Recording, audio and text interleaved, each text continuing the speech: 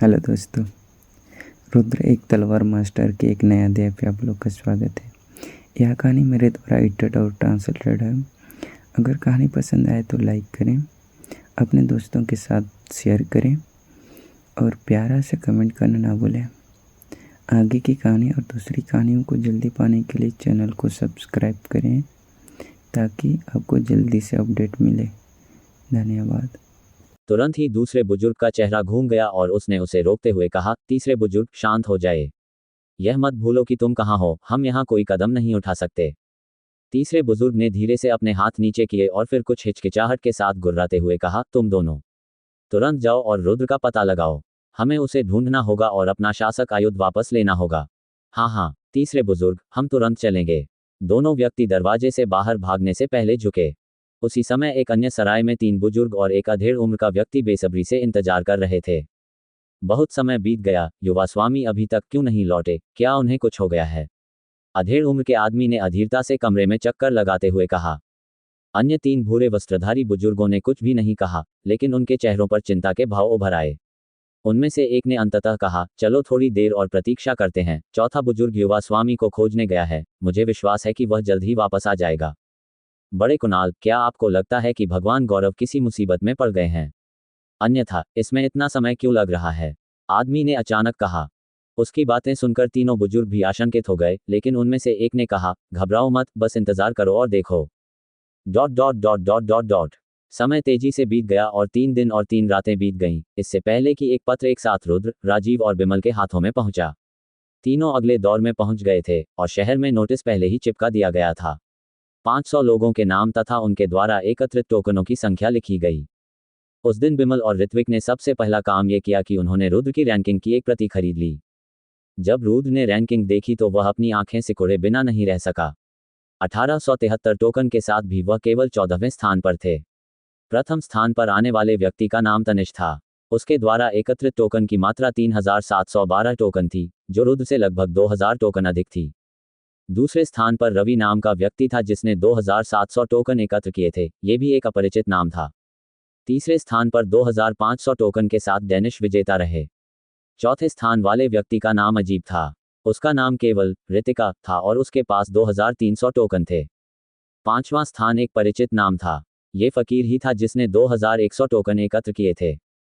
छठे स्थान पर 2030 टोकन के साथ दक्ष रहा। सातवें स्थान पर 1965 टोकन के साथ रुक्मणी रहीं। आठवें स्थान पर 1964 टोकन के साथ श्रुति कुमार रहीं। नौवें स्थान पर रोहित नामक एक अपरिचित व्यक्ति था जिसके पास 1952 टोकन थे। 10वें स्थान पर अविनाश नाम का व्यक्ति था जिसके पास 1931 टोकन थे। अगले 3 नाम भी अपरिचित थे। रुद्र ने अपना नाम केवल 14वें स्थान तक ही देखा था। उनके अधीन राजीव और बिमल थे जिनके पास 1501,500 टोकन थे। उनके बाद आने वाले सभी लोगों के पास थोड़ी मात्रा में टोकन थे। सबसे अंतिम स्थान पर मौजूद व्यक्ति के पास लगभग 300 टोकन थे। इस रैंकिंग सूची के कारण रुद्र काफी समय तक चुप रहा। हालांकि वह जानता था कि इस उत्तरजीविता प्रतियोगिता में 5 विशेषज्ञों के अलावा और भी लोग होंगे, लेकिन उसने यह नहीं सोचा था कि इतने सारे छिपे हुए विशेषज्ञ भी मौजूद होंगे। इस प्रतियोगिता में लगभग 3000 टोकन एकत्रित करने वाले विशेषज्ञ को अचानक देखकर वह सचमुच चौंक गया था। मुझे आश्चर्य है कि वे कितने मजबूत हैं, रुद्र बुदबुदाया। यद्यपि वह रैंकिंग में 14वें स्थान पर थे, लेकिन यह उनकी ताकत का सटीक प्रमाण नहीं था। रुद्र, ये तनिष कौन है? मैंने उसका नाम कभी नहीं सुना, लेकिन वह इतने सारे टोकन इकट्ठा करने में सक्षम था, वह निश्चित रूप से बहुत शक्तिशाली रहा होगा। बिमल ने सिकुड़ी हुई आंखों से कहा। रुद्र ने सिर हिलाया, मुझे भी नहीं मालूम। ऐसा लगता है कि हम बहुत संकीर्ण सोच वाले थे। चूंकि महाद्वीप इतना बड़ा है और इसमें इतने सारे विशेषज्ञ हैं, इसलिए भाड़े के सैनिकों के जमावड़े में भी विशेषज्ञों की संख्या बड़ी होनी चाहिए। हाँ, ये सही है। 3 दिन में फाइनल शुरू हो जाएगा। तब तक हम देख सकेंगे कि वे कितने मजबूत हैं। ये निश्चित है कि रेडियंट सेंट फोर्स वाले 3 लोग शीर्ष 10 में शामिल हैं, बिमल ने सावधानी से कहा। कुछ देर बात करने के बाद बिमल वहां से चला गया, जिससे रुद्र को स्वर्ग से चुराई गई संपत्ति पर शोध जारी रखने का मौका मिल गया। स्वर्ग स्तरीय युद्ध कौशल स्पष्ट रूप से गहरा था और रुद्र की ताकत के साथ भी वह मुश्किल से परिचय से आगे बढ़ पाया था। उन्हें बुनियादी बातों की थोड़ी बहुत समझ थी, लेकिन फिर भी वे अपनी ताकत को बमुश्किल 3 गुना बढ़ाने में सफल रहे। हालांकि इसे नियंत्रित करना अभी भी बहुत कठिन था, फिर भी उसे इस युद्ध कौशल में यथाशीघ्र महारत हासिल करने की आवश्यकता थी ताकि वह इसका उपयोग कर सके। स्वर्ग चुराया भाग्य में कुल 8 परतें थीं। पहली परत एक परिचय से अधिक कुछ नहीं थी और पहली परत के बाद व्यक्ति अपनी ताकत को 3 गुना बढ़ाने में सक्षम हो जाएगा। दूसरी परत उन्हें इसे 4 से गुना करने की अनुमति देगी और तीसरी परत उन्हें इसे 5 से गुना करने की अनुमति देगी। 8वीं परत तक अपनी ताकत को 10 गुना बढ़ाना संभव होगा। यद्यपि स्वर्ग से चुराया गया धन काफी भयानक था, तथापि इसमें प्रयुक्त ऊर्जा की मात्रा बहुत अधिक थी। अपनी ताकत बढ़ाने के लिए उतनी ही मात्रा में ऊर्जा की आवश्यकता होगी। जबकि किसी व्यक्ति की ताकत अचानक बढ़ सकती है, ऊर्जा की हानि की मात्रा भी बढ़ सकती है। रुद्र ने राजीव के साथ मिलकर स्वर्ग स्तरीय युद्ध कौशल का सावधानीपूर्वक अध्ययन किया। केवल रघुवीर ही कभी कभी उनके साथ खेलता था, लेकिन उसके बाद उन्होंने एक बार भी बड़े बुजुर्ग को नहीं देखा। आज 2 सफेद वस्त्र पहने बुजुर्ग व्यक्ति 2 अधेड़ उम्र के काले चेहरे वाले पुरुषों के साथ उस सराय में आए जहां रुद्र था। तीसरी मंजिल पर, जहां रुद्र का कमरा था, पहुंचकर उनमें से एक ने दरवाजे पर अपना पैर रखा और बेरहमी से लात मारकर उसे खोल दिया। स्वर्ग स्तरीय युद्ध कौशल के साथ अपने बिस्तर पर बैठे हुए रुद्र ने धीरे से अपनी आंखें खोलीं और दोनों बुजुर्गों के चेहरों पर खतरनाक भावों को देखा। उसे बहुत पहले से ही उनके आने का एहसास हो रहा था। दोनों बुजुर्गों ने रुद्र को खतरनाक नजरों से देखा। तभी एक व्यक्ति ने पूछा, क्या तुम रुद्र हो? रुद्र को कोई डर नहीं था क्योंकि उसने जवाब दिया, ठीक है, मैं रुद्र हूं। मैं दोनों बुजुर्गों को क्या नाम दूं? हम खार के कबीले से हैं। आप हमें तीसरा और चौथा एल्डर कह सकते हैं। एक बुजुर्ग बोला, हम खर के कबीले से हैं। आप हमें तीसरा और चौथा एल्डर कह सकते हैं। एक बुजुर्ग बोला। अभी भी अपने बिस्तर पर बैठे हुए रुद्र ने अपने हाथों को जोड़कर अभिवादन किया, साथ ही बुजुर्गों, आपको मुझसे क्या काम है? तीसरे बुजुर्ग ने रुद्र को खतरनाक तरीके से घूरते हुए कहा, रुद्र, मुझे तुमसे पूछने दो। क्या तुमने युवा स्वामी ईशान को मार डाला? और अगर मैंने ऐसा किया तो क्या होगा? रुद्र बोला। उसने इनकार करने की जहमत नहीं उठाई क्योंकि कई लोगों ने उसे ईशान की हत्या करते देखा था। यदि वह इनकार भी कर दे तो भी खरखड़े वंश के लोग फकीर या रुक्मणी से सच्चाई जान सकेंगे। रुद्र की बातें सुनते ही दोनों बुजुर्ग हत्या के इरादे से भड़क उठे। युवा स्वामी ईशान को मारना कितना अहंकारपूर्ण है। रुद्र, तुम किस वंश से हो? रुद्र ने हल्की सी मुस्कान बिखेरी, मैं अकेला हूं, कोई परेशानी है क्या? तीसरे और चौथे बुजुर्ग ने एक क्षण के लिए एक दूसरे को देखा और फिर राहत की सांस ली। पहले वे चिंतित थे कि रुद्र के पास एक अविश्वसनीय रूप से मजबूत शक्ति होगी जो उसका समर्थन करेगी, लेकिन अब उनके सभी डर दूर हो गए थे। यद्यपि वे दोनों स्पष्ट रूप से जानते थे कि रुद्र उन्हें धोखा दे रहा है, फिर भी उसका उत्तर वही था जिसकी दोनों बुजुर्ग उम्मीद कर रहे थे। रुद्र, दुवानयुन तलवार तुम्हारे हाथ में है या नहीं? चौथे बुजुर्ग ने रुद्र की ओर भारी नजर से देखा। दुवानयुन तलवार, क्या ये ईशान के हाथों में शासक का आयुध हो सकता है? मैंने नहीं सोचा था कि इतनी छोटी तलवार को ऐसा नाम दिया जाएगा, बुरा नहीं है। रुद्र हंसा। यद्यपि उसके सामने खड़े दोनों व्यक्ति स्वर्ग के संत थे, फिर भी रुद्र को डर नहीं लगा। तो दुवानयुन तलवार अभी भी आपके हाथों में है। यदि आप दुवानयुन तलवार मुझे सौंप देते हैं तो मैं आपके शरीर को एक टुकड़े में छोड़ना सुनिश्चित करूंगा। तीसरे बुजुर्ग ने हत्या की तीव्र इच्छा व्यक्त की। रुद्र ने मुस्कुराते हुए अंतरिक्ष वलय को अपने हाथ से छुआ, किसी भी तरह से मैं मर जाऊंगा। बेहतर होगा कि आप पहले मुझे मार डालें और मेरी अंतरिक्ष अंगूठी ले लें। स्पेस रिंग में वह सब है जो आप चाहते हैं, जैसा चाहें वैसा करने का प्रयास करें। अरे घमंडी बच्चे, क्या तू सचमुच सोचता है कि मैं तुझे मारने की हिम्मत नहीं कर सकता? तीसरे बुजुर्ग का चेहरा भयंकर हो गया और पूरा कमरा जानलेवा आभा से भर गया। अगर हिम्मत है तो आओ और मुझे मार डालो। रुद्र ठंडी हंसी हंसा। वह इस तथ्य पर दांव लगा रहा था कि दोनों बुजुर्ग भाड़े के शहर में कोई दृश्य बनाने की हिम्मत नहीं करेंगे। उसे बड़े बुजुर्ग के ये शब्द याद आ गए थे, चाहे कुछ भी हो जाए, भाड़े के सैनिकों के शहर में लड़ने की कोशिश मत करना, वरना कोई मदद न मिलने का जोखिम उठाना पड़ेगा। आप, तीसरा बुजुर्ग गुस्से में चिल्लाया। वह भड़कने ही वाला था, लेकिन अंततः उसने खुद को रोक लिया। ये दृश्य देखकर रुद्र के चेहरे पर हल्की सी मुस्कान आ गई। उसका अनुमान सही था, यहाँ तक कि खार के कबीले भी भाड़े के सैनिकों के शहर पर हमला करने की हिम्मत नहीं कर सकेगा। ऐसा लगता है कि इस भाड़े के शहर में ऐसे लोग हैं जिनसे स्वर्ग के संत मास्टर भी डरते हैं, रुद्र ने सोचा। रुद्र के कमरे में शोर सुनकर राजीव कमरे में आया और रुद्र की ओर देखा। मैंने यहाँ कुछ तेज धमाके सुने हैं, वे कौन हैं? वे खार के कबीले से हैं, रुद्र ने शांतिपूर्वक उत्तर दिया। राजीव को तुरंत एहसास हो गया कि क्या हो रहा है। वह जानता था कि रुद्र ने ईशान को मार डाला है और उसका शासक आयुध ले लिया है। जैसे ही उन्होंने सुना कि वे खार के कबीले से हैं, उन्हें किसी अन्य स्पष्टीकरण की आवश्यकता नहीं पड़ी। रुद्र, क्या तुम्हें मदद की जरूरत है? मैं मदद के लिए अंकल गौरव को बुला सकता हूँ, राजीव ने धीमे स्वर में उससे कहा। रुद्र ने सिर हिलाते हुए कहा, कोई जरूरत नहीं, ये भाड़े का शहर है। वे यहाँ मुझ पर हमला करने की हिम्मत नहीं कर सकते, अन्यथा वे मुझे डराने की कोशिश किए बिना पहले ही कोशिश कर लेते। राजीव के चेहरे पर एक खालीपन था। मैं लगभग भूल ही गया था कि यहाँ हिंसा वर्जित है। खारके कबीले के दो बुजुर्गों की ओर देखते हुए उन्होंने ईमानदारी से कहा, साथी वरिष्ठों, आपको जाना चाहिए। यहाँ रुकने से आपका समय बर्बाद होने के अलावा और कुछ नहीं होगा। उसके जवाब से दोनों बुजुर्ग क्रोध से लगभग मर ही गए थे, क्योंकि उनकी आंखें बुरी तरह जल रही थीं। उनके पास अपना गुस्सा जाहिर करने का कोई रास्ता नहीं था, क्योंकि वे शहर में कुछ भी करने की हिम्मत नहीं जुटा पा रहे थे। तुम दोनों, मैंने ईशान को मार दिया है और उसके शासक आयुध मेरे पास हैं। जो तुम जानना चाहते थे वह अब तुम्हें पता चल गया है, तुम जा सकते हो। रुद्र ऐसे बोल रहा था मानो वह कोई सम्राट हो और आदेश दे रहा हो। खारके कबीले की उनसे ये शिकायत आसानी से हल नहीं होने वाली थी।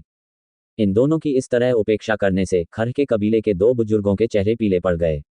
यदि वे भाड़े के सैनिकों के नगर में न होते तो वे बहुत पहले ही रुद्र पर आक्रमण कर चुके होते, उन्हें इतना क्रोध करने की कोई आवश्यकता नहीं थी। रुद्र, तुम्हें इसका पछतावा होगा। चौथे बुजुर्ग ने अपने दांत पीस लिए। रुद्र, दुवान्युन तलवार वापस कर दो, नहीं तो खारके कबीला तुम्हारा शिकार करेगा, चाहे तुम कहीं भी जाओ। तीसरे बुजुर्ग ने अंधकार में वादा किया। व्यंग्यात्मक लहजे में उसने बाहर निकलने का इशारा किया, तुम दोनों जा सकते हो। अभी रुद्र को अन्य किसी शब्द की परवाह नहीं थी। दोनों बुजुर्गों के चेहरे पर भय का भाव तब और बढ़ गया जब तीसरे बुजुर्ग ने एक बार फिर अपना मुंह खोला। रुद्र, क्या तुम सचमुच हमारे खरखरे कबीले को नाराज करना चाहते हो? रुद्र कुछ नहीं बोला। चौथे बुजुर्ग बोले, रुद्र, मैं तुम्हें एक आखिरी मौका देता हूं। दुवानयुन तलवार लौटा दो और हम तुम्हें परेशान नहीं करेंगे। भले ही आप भाड़े के सैनिकों का शहर छोड़ दें, हम आपका पीछा नहीं करेंगे। चौथे बुजुर्ग ने यह समझ लिया कि बल प्रयोग से उन्हें सही उत्तर नहीं मिलेगा, इसलिए यदि कठोर दृष्टिकोण से काम न चले तो नर्म दृष्टिकोण की आवश्यकता होगी। तुम दोनों जा सकते हो। रुद्र अब अधीर हो रहा था। ईशान का वंश कोई नीच वंश नहीं था और ईशान की हत्या के साथ ही पुल भी जल गया था। केवल एक मूर्ख ही शासक शस्त्र को त्याग कर अपने शत्रु को अधिक शक्ति देगा। क्या आप निश्चित हैं कि आप दुवानयुन तलवार वापस नहीं करेंगे? तीसरे बुजुर्ग ने अपनी मुट्ठियां कस लीं, क्योंकि उसके दिल में असहनीय क्रोध उमड़ने लगा था। इस समय तक रुद्र ने अपनी आंखें बंद कर ली थीं और उन दोनों बुजुर्गों की ओर नहीं देख रहा था। बुजुर्गों के शिष्टाचार में काफी कमी थी। घर के मालिक ने पहले ही उन्हें चले जाने को कह दिया था, फिर भी वे वहीं रुके रहे। ये देखकर कि रुद्र जिद्दी हो रहा है, चौथे बुजुर्ग ने खुद को शांत करने की कोशिश करने से पहले एक गहरी सांस छोड़ी। अभी वह जानता था कि रुद्र से शासक आयुध प्राप्त करना असंभव था। तो फिर हम चले जाएंगे। चौथे बुजुर्ग ने गुर्राहट के साथ कमरे से बाहर जाने का प्रयास किया। तीसरे बुजुर्ग ने भी विशैली नजर से घूर कर देखा और फिर एक बार व्यंग्यात्मक लहजे में कमरे से बाहर निकल गए। अपने हाथों की एक लहर से उसने हवा का एक झोंका उड़ाया और दरवाजा बंद कर दिया। रुद्र के ठीक बगल में बैठते हुए वह गंभीरता से बोला, रुद्र, अब तुम क्या योजना बना रहे हो?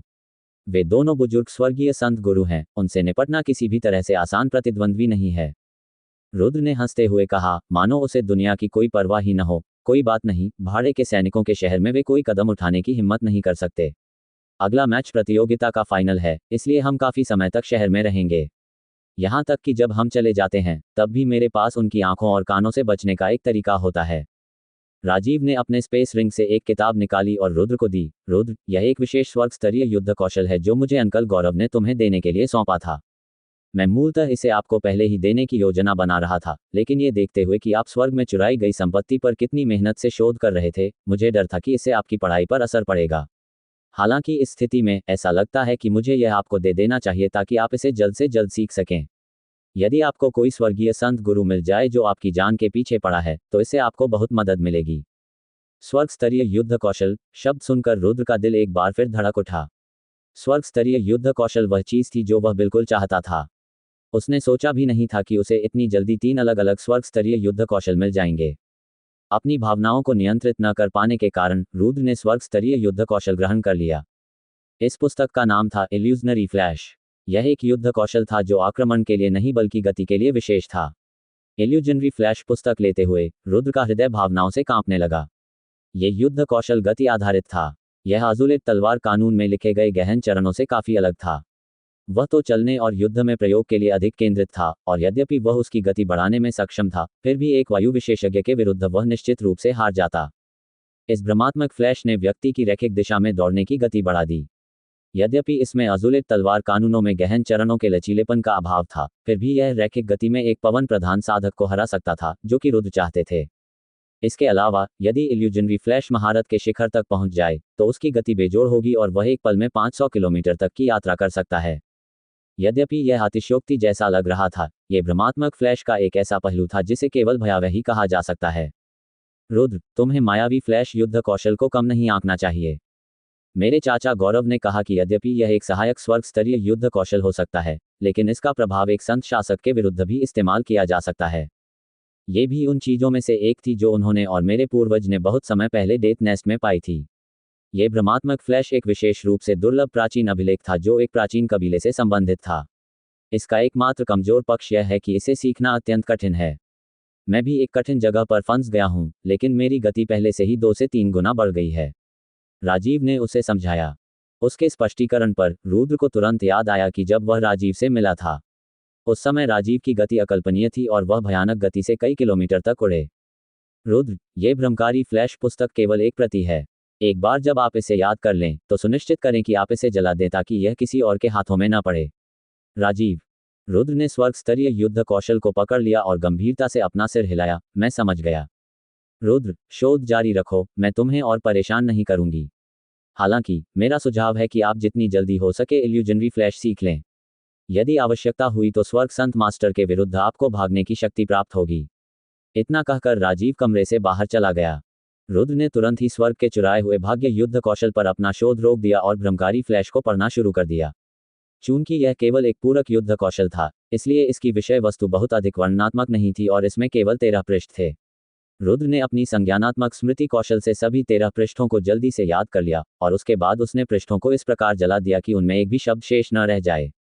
रुद्र गहरी सोच में डूबा हुआ अपने बिस्तर पर बैठा रहा। अभी वह उस गहन सामग्री के पास पहुंचा था जो कि भ्रमात्मक फ्लैश थी। यह एक पूरक युद्ध कौशल होने के बावजूद अभ्यास करने के लिए अत्यंत चुनौतीपूर्ण था और यहां तक कि स्वर्ग के चुराए हुए भाग्य से भी अधिक कठिन था। इसकी अंतरतम सामग्री रहस्यमय और गहन थी। कुछ सामग्री तो अंतरिक्ष से संबंधित विषयों से भी संबंधित थी, जिसके कारण रुद्र अविश्वसनीय रूप से भ्रमित हो गया। अगले 3 दिनों तक रुद्र अपने कमरे में ही रहा और उसने उस मायावी फ्लैश को समझने की कोशिश की। कभी वह अपने बिस्तर पर बैठा रहता, तो कभी उसे समझने के प्रयास में अपने कमरे में चहलकदमी करता रहता। शीघ्र ही भाड़े के सैनिकों के सम्मेलन का अंतिम चरण निकट आ गया। आत्मज्ञान प्राप्त करने के लिए लगातार 3 दिनों तक प्रयास करने के बाद रुद्र को अंततः इस कौशल की थोड़ी समझ प्राप्त हुई। इसका मतलब यह नहीं था कि वह बुनियादी बातों में निपुणता हासिल कर चुका था, लेकिन फिर भी यह रुद्र के लिए एक छोटी उपलब्धि थी। कम से कम उसके पास इल्यूजनरी फ्लैश का एक छोटा अपरिपक्व संस्करण था, जो उसे थोड़ी मात्रा में सेंट फोर्स की कीमत पर तेज गति से आगे बढ़ने की अनुमति देता था। अगली सुबह तक रुद्र ने अंततः भ्रमात्मक फ्लैश को समझने के अपने प्रयासों को रोक दिया और अपने कमरे से बाहर चला गया। इसके तुरंत बाद वह, रघुवीर और कई अन्य लोग एक साथ सराय से चले गए। अगले कुछ दिनों में फाइनल मुकाबला होने वाला है। 500 भाड़े के सैनिक तब तक एक दूसरे से लड़ते रहेंगे जब तक कि भाड़े के सैनिकों के राजा की घोषणा नहीं हो जाती। फाइनल के लिए लड़ाई का मैदान मर्सिनरी सिटी के मध्य में एक विशाल प्लाजा पर होगा। अखाड़े को पहले से ही कई ऊंचे मंचों के रूप में स्थापित किया गया था, जिनमें से प्रत्येक अखाड़े को पारदर्शी अवरोध से ढका गया था। हर तरफ आज की घटनाओं को देखने के लिए लोगों की भीड़ पहले से ही एकत्र हो चुकी थी। रघुवीर ने रुद्र और राजीव के कंधों पर जोरदार थपकी देते हुए उन्हें प्रोत्साहित किया। रुद्र, राजीव, लड़ते रहो।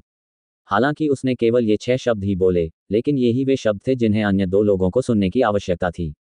मुस्कुराते हुए रुद्र ने जवाब दिया, चिंता मत करो, मैं अपनी अंतिम सांस तक लड़ूंगा। हालांकि मैं नंबर 1 होने की गारंटी नहीं दे सकता, लेकिन मुझे यकीन है कि मैं बिना किसी समस्या के शीर्ष 10 में पहुंच सकता हूं। इसके बाद रुद्र, राजीव और बिमल रघुवीर और बाकी समूह से अलग हो गए और खुद को प्रतिस्पर्धी के रूप में पहचानने लगे। वे एक स्पेस गेट को पार करके एक अवरोधक संरक्षित क्षेत्र में पहुंचे, जो एक पृथक क्षेत्र था जो प्रतियोगियों को दर्शकों से बचाता था तथा साथ ही उन्हें बाहरी दुनिया को देखने की अनुमति भी देता था। यहां तक कि मैदानों को भी एक कमजोर दिखने वाले लेकिन अविश्वसनीय रूप से मजबूत अवरोधक से सुरक्षित किया गया था, जिसने अंदर से पूरी तरह से सील कर दिया था। केवल स्पेस गेट के माध्यम से प्रवेश करने वाला व्यक्ति ही प्रवेश पा सकेगा। इस तरह दर्शकों में से कोई भी हस्तक्षेप नहीं कर सकेगा और अंदर के झगड़े बाहरी दुनिया को प्रभावित नहीं कर सकेंगे। फाइनल के मैचों का निर्णय मतपत्र द्वारा किया जाएगा।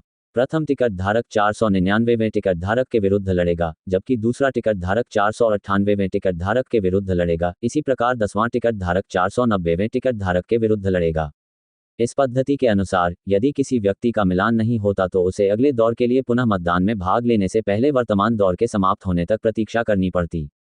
रुद्र ने 88वां नंबर चुना, जिसका मतलब है कि वह 412 नंबर के खिलाफ लड़ेंगे और यह 88वां मैच होगा।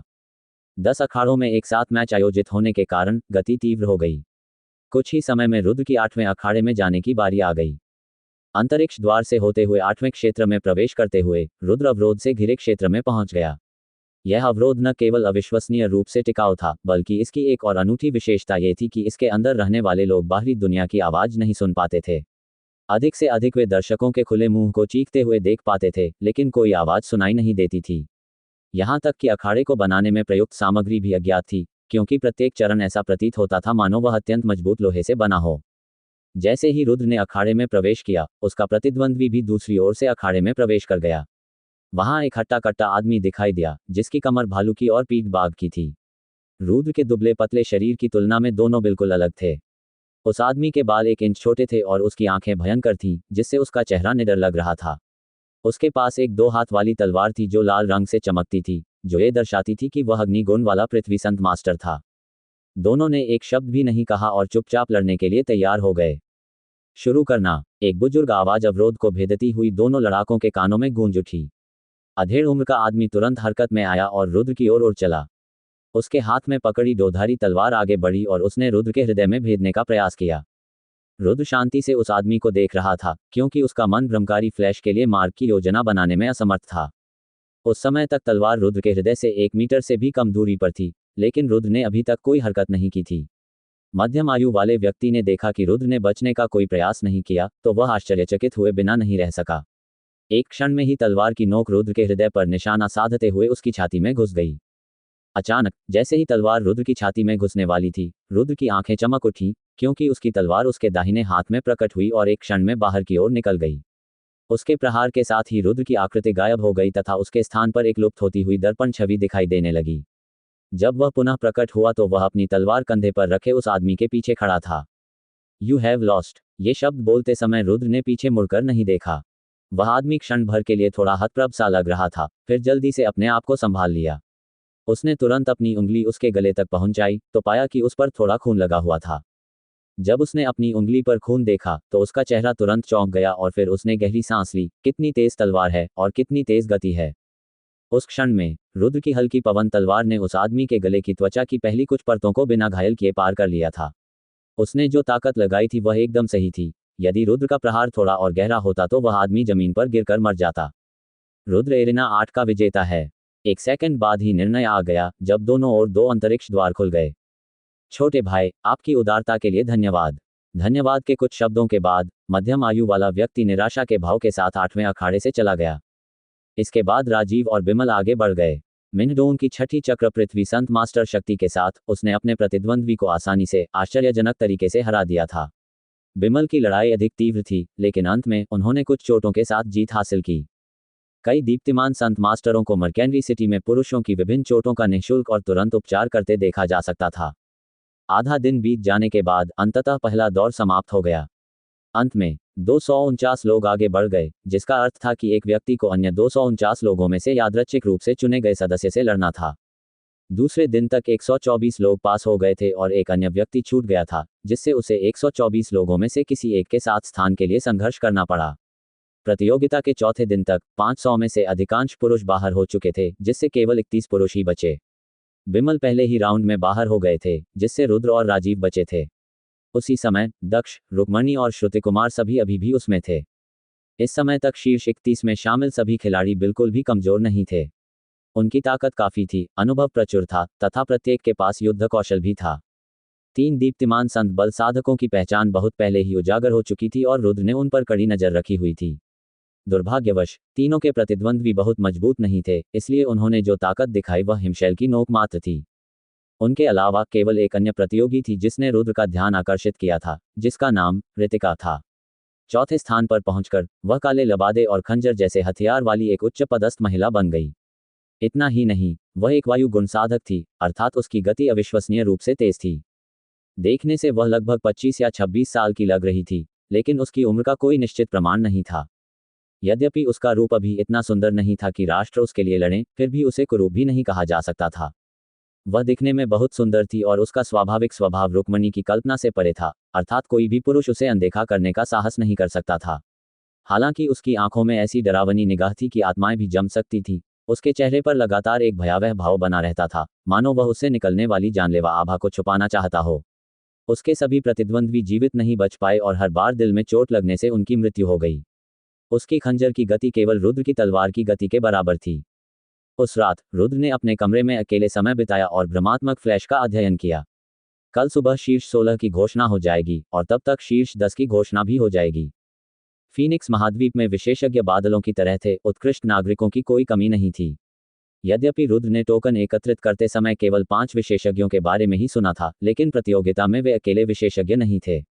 उनके बीच ऐसे लोग भी थे जो कम प्रोफाइल रखने में माहिर थे और जब फाइनल शुरू हुआ तभी उनकी पहचान उजागर हुई। अन्यथा उनके सामने आने वाले सभी लोगों को मार दिया जाता था ताकि उनकी ताकत का पता न चले। अभी रुद्र को लग रहा था कि वह काफी संकीर्ण सोच वाला है। कल से शुरू होने वाले प्रत्येक मैच में एक अज्ञात चर होगा, क्योंकि भाड़े के सैनिकों के जमावड़े में इस बिंदु तक सभी कमजोर भाड़े के सैनिकों को बाहर कर दिया गया है। शेष 31 लोग कुलीन वर्ग के कुलीन थे और कम से कम दक्ष से अधिक शक्तिशाली थे। उसी समय दरवाजे पर दस्तक सुनाई दी। रुद्र ने धीरे धीरे अपने ध्यान से अपनी आंखें खोलीं। उसके हाथ की एक लहर से हवा के एक झोंके ने दरवाजे पर लगे धातु के बोल्ट को खोल दिया। अंदर आ जाओ। जैसे ही दरवाजा खुला, महंगे कपड़े पहने 4 बुजुर्ग अंदर आए। उनमें 2 श्वेत वस्त्रधारी पुरुष थे जिनके बाल काले थे और चेहरे पर सौम्य भाव थे। तीसरे व्यक्ति ने काले रंग का लबादा पहना हुआ था, उसके बाल कंधों तक फैले हुए थे तथा उसकी बाईं आंख पर जख्म था। केवल उसकी दाहिनी आंख खुली थी, जिससे उसका चेहरा काफी भयंकर दिख रहा था। जाहिर है कि वह काफी समय पहले घायल हो गया था। अंतिम बुजुर्ग ने एक साधारण लाल पोशाक पहन रखी थी जो उसके छोटे कद को ढक रही थी, लेकिन उसकी त्वचा का रंग काफी काला था। रुद्र ने गंभीर भाव से चारों बुजुर्गों को नापा। चारों व्यक्तियों में से किसी ने भी अपनी उपस्थिति छिपाने की जहमत नहीं उठाई थी, और इस बात को देखते हुए रुद्र को यह जानकर आश्चर्य हुआ कि वे चारों ही स्वर्ग के संत गुरु थे। जैसे जैसे रुद्र उनका नाप ले रहा था, वे चारों भी उसका नाप ले रहे थे। चूंकि सिंहनाद के कुलपति ने उसे अपनी शक्ति छिपाने का एक तरीका बताया था, इसलिए चारों व्यक्ति स्वर्ग के संत गुरु होने के बावजूद रुद्र की शक्ति को पहचानने में असमर्थ थे। 4 बुजुर्गों, तुम्हें क्या काम है? रुद्र ने सामान्य स्वर में चारों से बात करते हुए पूछा। युवा भाई, आप रुद्र हैं? एक बुजुर्ग ने दयालु स्वर में कहा। यही है, रुद्र ने उत्तर दिया। भाई रुद्र, हमने सुना है कि कुराना परिवार के तीसरे स्वामी गौरव को आपने मार डाला था। क्या ये बात सच है? वही बुजुर्ग शांत स्वर में बोला। बिना चेहरे पर कोई शिकन लाए रुद्र बोला, ये बुजुर्ग कौन हो सकते हैं? हंसते हुए बुजुर्ग ने अपनी लंबी दाढ़ी पर हाथ फेरना शुरू किया। दूसरों ने हम चारों को राठौर परिवार के 4 भाई कहा है। वर्तमान में हम कुराना परिवार के कानून के संचालक के रूप में कार्य करते हैं। फिर बुजुर्ग ने एक क्षण के लिए बोलना बंद कर दिया और फिर एक बार कहा, भाई रुद्र, हमने पहले ही मामले की जांच कर ली है, लेकिन हमारे मन में आपके प्रति कोई दुर्भावना नहीं है। हम केवल यह आशा करते हैं कि भाई रुद्र खजाना पर्वत की मुहर वापस कर देंगे। इसे किसी बाहरी व्यक्ति के हाथ में पड़ने की अनुमति नहीं दी जा सकती। यदि यह आपके पास रहेगा तो यह आपके लिए ही परेशानी लेकर आएगा। बड़े भाई सही कहते हैं, एक आंख वाला व्यक्ति बिना किसी भावना के बोला। ट्रेजर माउंटेन की सील कुराना परिवार की विरासत है जो एक विशेष शोधन विधि के बाद आई है। केवल कुराना परिवार के लोग ही इसकी शक्ति का उपयोग कर सकेंगे। आपके लिए खजाना पर्वत की मुहर लोहे का एक बेकार टुकड़ा होगा जिसका आप उपयोग नहीं कर सकते। किसी भी बुजुर्ग ने रुद्र को धमकाने की कोशिश नहीं की थी और इसके बजाय एक सरल तरीका अपनाया था, इस उम्मीद में कि रुद्र खजाने के पहाड़ की मुहर सौंप देगा। रुद्र ने क्षमा याचना करते हुए अपने दोनों हाथ जोड़े। मैं क्षमा चाहता हूं, लेकिन खजाने के पहाड़ की मुहर वापस नहीं दी जाएगी। युवा भाई, तुम्हें समझना चाहिए, यदि तुम खजाने के पहाड़ की मुहर नहीं लौटाओगे तो कुराना परिवार तुम्हें जाने नहीं देगा। ये वस्तु केवल तुम्हें नष्ट कर देगी। बुजुर्ग ने ईमानदारी और विनम्रता से बात की। अपना सिर हिलाते हुए रुद्र ने बिना कुछ सोचे समझे कहा, यह ऐसी बात नहीं है जिसके बारे में बड़ों को चिंता करनी चाहिए। रुद्र जानता था कि अगर वह इसे सौंप भी देगा तो कुराना परिवार उसे ऐसा नहीं करने देगा। अगर युवा भाई इस रास्ते पर अड़े हैं तो हमारे पास कोई विकल्प नहीं है, हमें चले जाना चाहिए। बुजुर्ग लोग और कुछ नहीं बोले और तुरंत कमरे से बाहर चले गए। सराय से बाहर निकलने के बाद एक आंख वाले व्यक्ति ने आह भरते हुए कहा, बड़े भाई, अब हम क्या करें? रुद्र नाम का वह व्यक्ति खजाने के पहाड़ की मुहर सौंपने से इनकार कर रहा है। हमारी जिम्मेदारी केवल युवा स्वामी की सुरक्षा करना है, खजाना पर्वत की मुहर को पुनः प्राप्त करना नहीं। फिलहाल हम कुराना परिवार को इसकी सूचना दें और नेता को इससे निपटने दें। नेता ने तटस्थ स्वर में कहा। इस बार न केवल कुराना परिवार की योजना विफल हो गई, बल्कि तीसरे स्वामी की भी मृत्यु हो गई, साथ ही शासक का आयुध भी छीन लिया गया। ये वास्तव में दुल्हन को बेच देने और फिर सेना को खोने का उदाहरण है।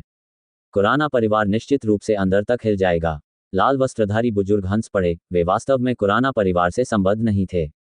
भूल जाओ, हमारा इस मामले से कोई लेना देना नहीं है। कुराना परिवार को अपने सिर दर्द से निपटने दें। हम कुराना परिवार के लिए व्यापारी डीलरों से अधिक कुछ नहीं हैं, उनकी परेशानियों के लिए हम बलि का बकरा नहीं हैं।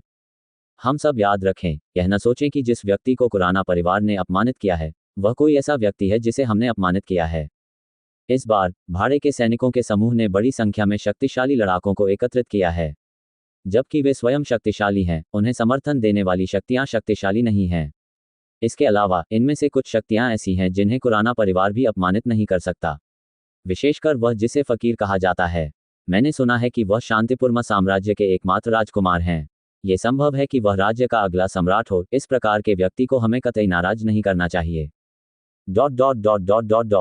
दूसरे दिन रुद्र ने मैच शुरू करने के लिए स्पेस गेट में प्रवेश करने से पहले अपना टिकट निकालने के लिए प्रतियोगिता क्षेत्र में प्रवेश कर लिया था। उसके मैदान में प्रवेश करने के कुछ समय बाद ही उसका प्रतिद्वंद्वी भी मैदान में प्रवेश कर गया। लेकिन जैसे ही रुद्र ने अपने प्रतिद्वंद्वी को देखा, उसकी आंखें आश्चर्य से चौड़ी हो गईं। ये दक्ष था। दक्ष ने कटु हंसी के साथ जवाब दिया, मैंने नहीं सोचा था कि मैं आपके खिलाफ लड़ूंगा। रुद्र भी असहाय महसूस कर रहा था और उसने कंधे उचका दिए। यह एक संयोग से अधिक कुछ नहीं है। शीघ्र ही युद्ध आरंभ करने की घोषणा सुनाई देने लगी, परंतु न तो रुद्र और न ही दक्ष ने कोई कदम उठाया। रुद्र, मुझे आशा है कि तुम नंबर 1 स्थान हासिल करोगे। इसके साथ ही दक्ष ने हार स्वीकार कर ली। इस मुकाबले में रुद्र बिना लड़े ही जीत गया था। अखाड़े से बाहर निकलते हुए रुद्र अन्य मैचों का अवलोकन करने के लिए वहीं रुक गया। इस दौर के बाद केवल 16 ही आगे बढ़ेंगे। अंततः 3 लोग मारे गए और 2 गंभीर रूप से घायल हो गए। हताहतों में से एक की मृत्यु ऋतिका के खंजर से एक व्यक्ति के दिल में हुई थी जो अपनी अंतिम सांसें ले रहा था। यह ऐसी चीज थी जिसे मजबूत रेडियंट सेंट मास्टर्स के लिए भी उलटना असंभव था। रुद्र और राजीव दोनों शीर्ष 16 में पहुंचने में सफल रहे। फकीर और रुक्मणी भी अपने शासक आयुध के साथ आगे बढ़े और अपने विरोधियों को बड़ी चोटें पहुंचाईं। यद्यपि श्रुति कुमार के पास उनका सोलुना धनुष था, किंतु सीमित क्षेत्र में उनका सोलुना धनुष अत्यधिक अक्षम था। उसके पास स्वयं केवल प्रथम चक्र पृथ्वी संत मास्टर की शक्ति थी, इसलिए वह हार गई क्योंकि उसका प्रतिद्वंद्वी त्रुटिहीन शक्ति वाला रेडियंट सेंट फोर्स का एक पुरुष था। भाग्य के साथ असामयिक मेल के कारण दक्ष को टूर्नामेंट से बाहर कर दिया गया, जबकि अन्य 2 रेडियंट सेंट फोर्स के पुरुष आगे बढ़ गए। वे तीनों अपनी अफवाहों पर खरे उतरे और बेहद मजबूत थे। उनमें से एक विशेष रूप से चौथे चक्र का पृथ्वी संत मास्टर था, जिसके पास युद्ध कौशल का एक मजबूत भंडार था। अगले 10 लड़ाकों का चयन 16 लड़ाकों में से शीर्ष 8 में से किया जाएगा। हारने वालों में से शीर्ष 2 को एक और मौका दिया जाएगा। चूंकि अभी दिन का समय था, इसलिए प्रतियोगिता पुनः शुरू हुई। अपना भाग्य चुनने के बाद रुद्र एक स्टूल पर खड़ा हो गया और अगले दौर की प्रतीक्षा करने लगा। अन्य 15 लड़ाके भीड़ से दूर एकांत क्षेत्र में रुद्र के पास खड़े थे। अरे रुद्र, तुम्हें नंबर 1 तो मिलना ही है, ठीक है। हम सबको निराश मत करो, हम सबको तुमसे बड़ी उम्मीदें हैं। राजीव ने रुद्र के कंधे पर थपथपाया और हंस दिया। हे, छोटे भाई, यहाँ विशेषज्ञ बादलों जितने असंख्य हैं। यद्यपि आप मुझ पर विजय पाने में सफल रहे, परंतु अन्य लोग इतने कमजोर नहीं होंगे। क्या आपको लगता है कि आप उन सब में नंबर 1 का दावा कर पाएंगे? रुक्मणी ने रुद्र के सामने से कहा। उसकी दोनों आंखें उसे घूर रही थीं और उसके शब्द ऐसे लग रहे थे जैसे कोई जादू हो जो किसी भी आदमी को लुभा सकता हो। रुद्र ने पीछे देखा और फिर अपनी नजरें अखाड़े के बाहर घुमाईं। मैं केवल इतना कह सकता हूं कि मैं अपनी तरफ से पूरी कोशिश करूंगा और समय आने पर कोशिश करूंगा। जैसे ही रुद्र ने बात खत्म की, पीछे से एक अजीब सी आवाज सुनाई दी, हम अपनी पूरी कोशिश करने के लिए। बच्चे, तुम तो अभी इतने ही बूढ़े हो, क्या तुम्हें पता नहीं कि तुम नंबर 1 स्थान से कितनी दूर हो? क्या आप हम बाकी लोगों को कूड़ा समझते हैं? अपना सिर घुमाकर रुद्र को एक मध्यम आयु वर्ग का व्यक्ति दिखाई दिया, जिसकी उम्र लगभग 45 या 46 वर्ष थी। उसने सफेद वस्त्र पहना हुआ था और उसका रूप रुद्र को काफी परिचित लग रहा था, क्योंकि वह 3 दीप्तिमान संत शक्ति वाले साधकों में से एक था। अधेड़ उम्र के आदमी के बगल में, उम्र में उससे ज्यादा दूर नहीं, एक और आदमी ने रुद्र को तिरस्कार से देखा और फिर कुछ ध्यानहीनता से बोला, भूल जाओ तनिष। एक बिगड़ेल बच्चे की बातों पर ध्यान मत दो, वह एक डींग हाँकने वाले से ज्यादा कुछ नहीं है। इन दोनों के शब्दों पर रुद्र की आंखें सिकुड़ गईं और फिर उसकी निगाहें ठंडी हो गईं। यहां तक कि राजीव भी क्रोधित हो गए और चेतावनी देते हुए बोले, आप दोनों को यही उम्मीद करनी चाहिए कि मैं अखाड़े में आपसे न मिलूं। दोनों आदमी तुरंत क्रोधित हो गए, क्योंकि तनिष भड़क गया, इतना अज्ञानी बच्चा, अगर यह जगह भाड़े के सैनिकों का शहर नहीं होती तो इसने तुम्हें कई टुकड़ों में काट दिया होता। बच्चे, तुम राजीव होगे। मैं तुम्हें एक सलाह देना चाहता हूं, यदि कभी अखाड़े में तुम मुझसे मिल जाओ तो तुरंत आत्मसमर्पण कर दो, अन्यथा मैं शपथ लेता हूं कि आप जीवित मैदान से बाहर नहीं जाएंगे। तनिष के ठीक बगल में बैठा अधेड़ उम्र का आदमी हत्या की नीयत से बोल रहा था। यदि वे जिस स्थान पर थे वह ऐसा नहीं होता तो दोनों पहले ही आउट हो गए होते। राजीव ने अपनी हत्या की मंशा जाहिर करने से पहले व्यंग्यात्मक लहजे में कहा, फिर हम देखेंगे कि तुम अपनी बात पर कायम रह पाते हो या नहीं। रुद्र का चेहरा काला पड़ गया और वह उन दोनों व्यक्तियों को घूरने लगा, फिर बोला, तनिष, दानिश, मैं तुम्हारी बातें याद रखूंगा। हम देखेंगे कि अंत में कौन बचता है और कौन मरता है। ये दोनों प्रथम और तीसरे स्थान के व्यक्ति थे, इसलिए रुद्र को उनके नाम बहुत पहले से याद थे। हम दो बच्चे जो आकाश की विशालता नहीं जानते। दानिश हंसते हुए रुद्र और राजीव दोनों का मजाक उड़ा रहा था। बस, बहुत हो गया, तुम दोनों को सचमुच शर्म नहीं आती। आप इतने बूढ़े हो गए हैं फिर भी आप युवा पीढ़ी को परेशान कर रहे हैं।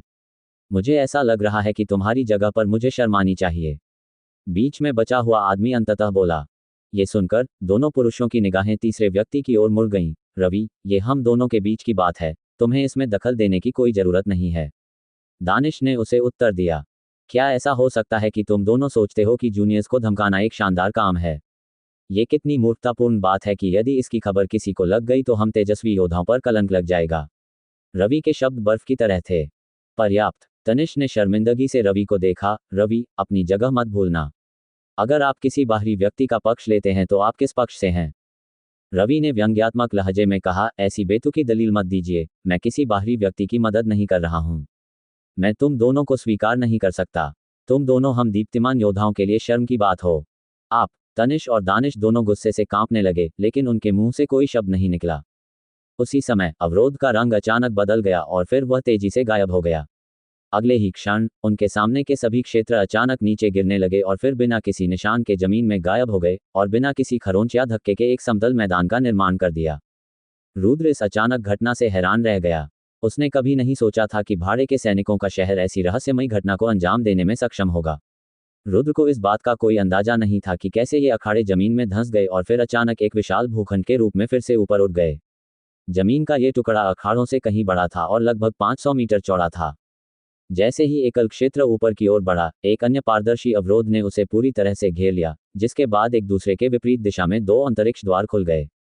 क्या प्रतियोगी अखाड़े के अंदर कदम रखेंगे? एक रहस्यमय स्थान से एक बुजुर्ग आवाज सुनाई दी। रुद्र ने अपने हाथ में नंबर 3 देखा। वह तीसरा मैच होने वाला था। आज वह दिन था जब शीर्ष 10 लोगों का फैसला होना था, इसलिए प्रतियोगिता का तरीका अलग होगा। 10 मैच एक साथ नहीं होंगे, बल्कि एक समय में एक ही मैच होगा। आखिरकार यहाँ एकत्र हुए लोग महाद्वीप के प्रतिभाशाली लोग थे। उनमें से एक भी कमजोर नहीं था और उनमें से प्रत्येक युद्ध के तरीकों में शानदार था। छोटे भाई, क्या तुम मेरा उत्साह बढ़ा सकते हो? रुक्मणी अंतरिक्ष द्वार में जाने से पहले रुद्र के कानों में हंस पड़ी। इसके बाद एक अन्य मध्यम आयु वर्ग का व्यक्ति दूसरे स्पेस गेट में चला गया। मुकाबला तुरंत ही शुरू हो गया, क्योंकि रुक्मणी ने अपनी तलवार निकाली, जो नीले रंग की थी, जिसका अर्थ था कि वह जल से संबंधित साधक थी। पहले तो उसने अपनी ताकत से उस आदमी के खिलाफ लड़ाई लड़ी, लेकिन कई मुठभेड़ों के बाद उसने अपने शासक आयुध का इस्तेमाल करने का फैसला किया। इस अधेड़ उम्र के आदमी की ताकत उसकी अपनी ताकत से भी ज्यादा थी। रुक्मणी के शासक आयुध में गति का लाभ था, क्योंकि चाबुक आसानी से फैल और सिकुड़ सकता था। चाबुक की प्रतिबिंब रिंग में लगभग हर जगह देखी जा सकती थी, क्योंकि वह उसके प्रतिद्वंद्वी के करीब आ रही थी और उसे अंदर दबा रही थी। शासक के शस्त्र की शक्ति ऐसी चीज थी जिससे वह आदमी डरता था, क्योंकि वह वार झेलने के लिए पर्याप्त मजबूत नहीं था और केवल उसे चकमा दे सकता था। भाड़े के सैनिकों के शहर ने शासक हथियारों के उपयोग पर रोक नहीं लगाई थी। यद्यपि इसका प्रयोग बाहरी सहायता के बराबर था, फिर भी फीनिक्स महाद्वीप निष्पक्ष होने के लिए नहीं जाना जाता था। चाहे जो भी प्रयोग किया जाए, जब तक कोई जीतता रहे तब तक राजा का यही तरीका था। इस प्रकार ये कहा जा सकता है कि बाहरी मदद का उपयोग करना अभी भी ताकत का एक रूप है। मध्यम आयु वर्ग का व्यक्ति केवल बुरी तरह से बच सकता था, क्योंकि रुक्मणी का चाबुक एक बड़े क्षेत्र को कवर कर सकता था। एक विस्फोटक चीख के साथ बड़ी मात्रा में ऊर्जा बाहर निकली और उसे सुरक्षा प्रदान की। तुरंत ही उसके हाथ में 10 मीटर लंबी एक विशाल तलवार प्रकट हुई और उसने जोरदार गड़गड़ाहट के साथ चाबुक के रास्ते में बने खाली स्थान में वार किया। यह एक उन्नत पृथ्वी स्तरीय युद्ध कौशल होना चाहिए। इस आधार पर कहा जा सकता है कि इसका उपयोग करने के लिए बड़ी मात्रा में संत बल की आवश्यकता होगी। रुद्र के पास कुछ लोग बुदबुदा रहे थे। अखाड़े में रुक्मणी का चेहरा गंभीर हो गया, क्योंकि प्रतिक्रिया में उसका चाबुक हिल रहा था। 10 मीटर लंबी तलवार पर प्रहार करते हुए तलवार ने कोड़े के कई वार झेले और अंततः एक जोरदार धमाके के साथ टूट गई तथा हिंसक ऊर्जा की एक लहर बाहर की ओर फूट पड़ी। पानी की एक लहर, जिसे संत शक्ति कहा जाता है, रुक्मणी के शरीर से बाहर निकली और ऊर्जा के विरुद्ध रक्षा के रूप में उसे घेर लिया, लेकिन फिर भी उसे पीछे हटने पर मजबूर होना पड़ा।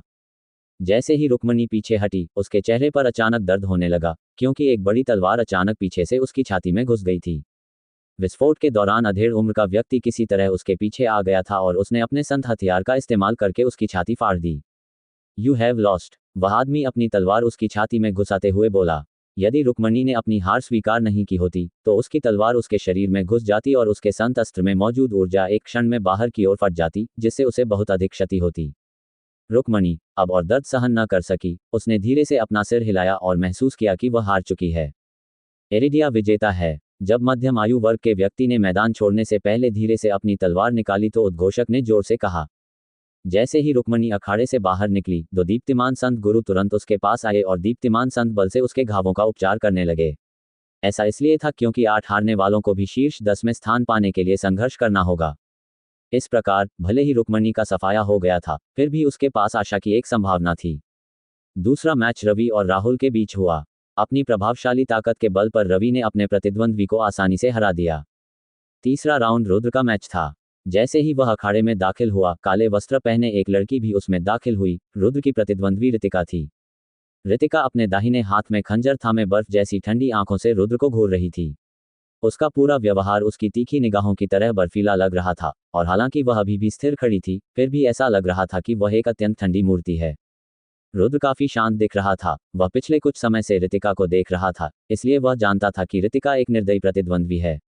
अपनी बर्फीली निगाहों से वह अपने प्रतिद्वंद्वी को कभी जीवित नहीं छोड़ती, और रुद्र भी उससे अलग नहीं है।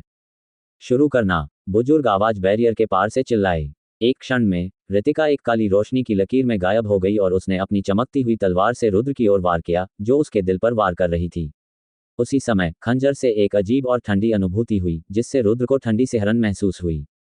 रुद्र को मन ही मन आश्चर्य हुआ। ये कई प्रहारों में से पहला प्रहार होगा, लेकिन उसने नहीं सोचा था कि उसका पवित्र अस्त्र इतनी ठंडी उपस्थिति दर्ज कराने में सक्षम होगा। हालांकि सदमे के बावजूद रुद्र की हरकतें कम नहीं हुईं और उसने खंजर पर वार करने के लिए तुरंत अपनी हल्की पवन तलवार निकाल ली। डिंग! रुद्र की तलवार द्वारा ऋतिका के खंजर को रोके जाने पर एक धातु की खनक सुनाई दी। हालांकि रुद्र की तलवार पर बर्फ की परत जमने लगी और रुद्र को ऐसा महसूस होने लगा जैसे वह बर्फ और बर्फ की दुनिया में अचानक नग्न हो गया हो। आश्चर्य से भरे चेहरे के साथ रुद्र को अचानक एहसास हुआ कि वह ऋतिका को बहुत कम आंक रहा था। जिस क्षण उनके संत हथियार संपर्क में आए, उसी क्षण उनकी तलवार बर्फ के क्रिस्टल से संक्रमित हो गई। आखिर यह कौन सी मार्शल आर्ट विधि है जिसका इतना प्रभाव होता है? रुद्र ने मन ही मन सोचा। लेकिन तभी ऋतिका ने दूसरी और तीसरी बार वार किया, क्योंकि उसका खंजर रुद्र के दिल पर कब्जा करने के लिए तैयार था। रुद्र की तलवार दोनों बार खंजर से टकराई, लेकिन प्रत्येक अवरोध के साथ हल्की पवन तलवार बर्फ से और अधिक मोटी हो गई। बर्फीली ठंड के कारण रुद्र की बांह भी सख्त हो गई थी, मानो उसकी बांह के अंदर रक्त का प्रवाह जम गया हो। उसकी मार्शल आर्ट काफी अजीब है। हम जितनी देर लड़ते हैं, मेरी हालत उतनी ही खराब होती जाती है। मुझे ये लड़ाई तुरंत खत्म करनी होगी। रुद्र ने तुरंत सोचा। अपने हाथ की एक लहर के साथ हल्की पवन तलवार जमीन पर टकराई, जिससे उस पर जमी बर्फ टूट गई। तुरंत ही रुद्र का हाथ धुंधला हो गया, क्योंकि पूरा क्षेत्र उसकी तलवार की प्रतिबिंबों से ढक गया। ऋतिका की आंखें खतरनाक ढंग से चमक उठीं और एक ठंडी सफेद आभा उससे बाहर निकल रही थी। ऐसा लग रहा था जैसे उसके आसपास का क्षेत्र बर्फ में जम गया हो। पूरे क्षेत्र में इसका प्रभाव महसूस होने लगा और वह तुरंत जम गया। यहाँ तक कि बाधा पर भी बर्फ की परत जम गई। रुद्र का वार तुरंत ही रुक गया, क्योंकि कई बार आवाजें सुनाई देने लगीं। लगभग पानी में मछली की तरह ऋतिका आगे बढ़ने में सक्षम थी और उसने एक बार फिर अपने खंजर से रुद्र के दिल पर वार किया। अपने ऊपर खंजर उड़ता देख रुद्र के मन में अवचेतन रूप से मायावी चमक का ख्याल आया। एक ही झटके में वह आगे की ओर उड़ गया और अपने स्थान पर एक आदर्श दर्पण छवि छोड़ता हुआ आगे बढ़ा। उसके बाद उसने अपनी हल्की पवन तलवार से हमला किया। तुरंत पलटकर ऋतिका के खंजर ने रुद्र की तलवार को रोक दिया। फिर बिना पीछे हटे वह रुद्र के शरीर के करीब पहुंची और उसके दिल पर वार कर दिया। उसी समय रुद्र के पैरों पर बर्फ की एक चादर चढ़ गई, जिससे वह स्थिर हो गया। यह महसूस करते हुए कि उसकी गतिशीलता समाप्त हो गई है, रुद्र का चेहरा चौंक उठा। बिना एक क्षण की भी हिचकिचाहट के उसकी हल्की पवन तलवार गतिमान हो गई और 3 अलग अलग बार उड़ी। पहला खंजर को रोकने के लिए था, दूसरा और तीसरा ऋतिका के दिल और गले पर निशाना साधकर उसे पीछे धकेलने का प्रयास किया गया।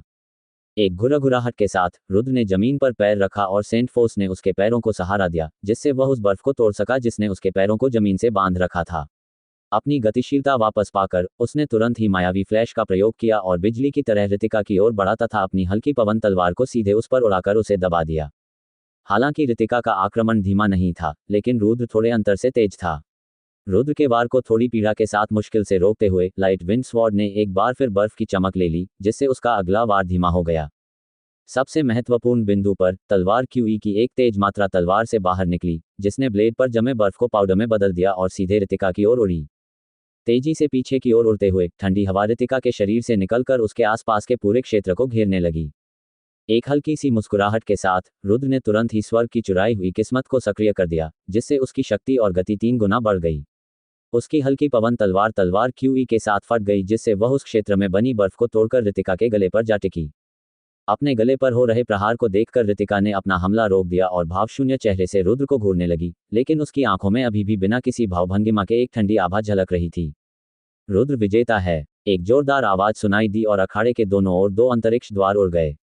जैसे ही उसकी हल्की पवन तलवार गायब हुई, वह बिना एक भी शब्द बोले बाहर जाने लगा। रितिका भी बिना कुछ कहे जाने के लिए मुड़ गई। रुद्र, अच्छा काम किया, मिंग उत्साह में चिल्ला उठा जब वह उसका अभिवादन करने के लिए आगे बढ़ा। जैसे ही राजीव का हाथ रुद्र के कंधे पर पड़ा, उसने तुरंत अपना हाथ वापस खींच लिया और आश्चर्य से चिल्लाया, हे भगवान, रुद्र, क्या तुम अभी बर्फीली गुफा से बाहर आए हो? तुम्हें इतनी ठंड क्यों लग रही है? रुद्र ने एक मजबूर मुस्कान के साथ जवाब दिया, काफी हद तक। वह क्षेत्र वस्तुतः बर्फीली गुफा से भी अधिक ठंडा था। मैंने लगभग खुद को जमीन पर जमता हुआ पाया। रितिका कोई साधारण इंसान नहीं है, उसकी मार्शल आर्ट काफी जादुई और अजीब है। अपनी लड़ाकू शक्ति के साथ साथ ऐसी ठंडी आभा को नियंत्रित करने में सक्षम होने के कारण उससे अधिक शक्तिशाली कोई भी व्यक्ति आसानी से उसके जाल में फंस जाएगा। रुद्र की बातें सुनकर राजीव गंभीर हो गया और बुदबुदाया, लगता है हमें भविष्य में उससे सावधान रहना होगा। राजीव का मैच रुद्र के ठीक बाद था, इसलिए घोषणा के बाद वह और उनके प्रतिद्वंद्वी स्पेस गेट में प्रवेश कर गए। मानो स्वर्ग द्वारा ही योजना बनाई गई हो। राजीव का प्रतिद्वंद्वी उन 2 लोगों में से एक था जिन्होंने उनका मजाक उड़ाया था, दानिश। जाने से पहले राजीव के चेहरे पर हल्की सी मुस्कान थी, रुद्र, मुझे इस आदमी को 2 टुकड़ों में काटना होगा। राजीव के कंधों पर थपथपाते हुए रुद्र ने बिना कुछ कहे उसे उत्साहवर्धक दृष्टि से देखा। दानिश के चेहरे पर गहरी मुस्कान थी जब वह बोल रहा था, कैसा संयोग है, मेरे प्रतिद्वंद्वी आप हैं। ऐसा लगता है कि भगवान अब नहीं चाहते कि आप जीवित रहें और उन्होंने मुझे नियंत्रण सौंप दिया है। बच्चे, क्या तुम्हें गुस्सा नहीं होना चाहिए? तुम जल्द ही पागल हो जाओगे। उन शब्दों को सुनकर राजीव ने अपने शब्दों में कुछ हत्या की मंशा व्यक्त की, मुझे अपनी बड़ी बातें कहने से बचाओ, जब तक हम अखाड़े में नहीं पहुंच जाते तब तक रुको। मैं ऐसा कर दूंगा कि तुम फिर रो भी न सको। इन शब्दों के साथ राजीव तुरंत स्पेस गेट से होकर अखाड़े में चले गए। हम मौत करीब होने पर भी तुम इतने घमंडी हो, दानिश ने मैदान में प्रवेश करते हुए तिरस्कारपूर्वक कहा। शुरू करना। जैसे ही दोनों व्यक्ति अंदर आए, एक ऊंची आवाज ने उन्हें फिर से बुलाया। दानिश के मन में तुरंत ही हत्या की तीव्र इच्छा उत्पन्न हो गई और वह एक रक्तपिपासु जादुई जानवर की तरह राजीव को घूरने लगा। उसके हाथ में एक दीप्तिमान संत बल से संबंधित तलवार प्रकट हुई, जो 2 मीटर लंबी तलवार बन गई। तलवार से चमकीला दूधिया प्रकाश निकल रहा था, जिससे ऐसा लग रहा था मानो वह कोई दिव्य तलवार हो। जाओ और मर जाओ। दानिश दहाड़ते हुए राजीव की ओर बढ़ा और उसकी तलवार जोर से उसकी ओर लहराने लगी। हल्की हंसी के साथ राजीव ने अपनी नीले रंग की तलवार निकाली और फिर गायब हो गया। एक पल में वह दानिश की ओर उड़ गया और मानो उसकी तलवार हवा में विलीन हो गई हो, वह दानिश की कमर पर एक नीली चमक के साथ चली गई और पीछे एक भयंकर घाव छोड़ गई। राजीव की गति अविश्वसनीय रूप से इतनी तेज थी कि दानिश भी उसके साथ नहीं चल सकता था। अपनी कमर पर घाव को महसूस करते हुए दानिश को केवल अपना हाथ ही दिखाई दे रहा था, जो खून से भीगा हुआ था। बदसूरत चेहरे के साथ दानिश ये पता लगाने की कोशिश कर रहा था कि आखिर उसे चोट कब लगी थी। उसने राजीव को अपमानित किया था और धमकी दी थी कि वह अखाड़े से जीवित नहीं निकलेगा, लेकिन उसने यह नहीं सोचा था कि पहली ही मुठभेड़ में उसे नुकसान होगा। यह एक शर्म की बात थी जिसे बर्दाश्त नहीं किया जा सका।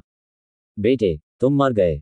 दानिश की आंखों का रंग गहरा हो गया और उसके घावों से दूधिया सफेद चमक निकलने लगी, जिससे उसके घाव जल्दी ठीक हो गए। राजीव ने तिरस्कारपूर्वक उपहास किया, मैंने सुना है कि आप जैसे दीप्तिमान संत बल वाले साधक मारे नहीं जा सकते और अमर कहलाते हैं। आज हम देखेंगे कि आप वास्तव में कितने अमर हैं।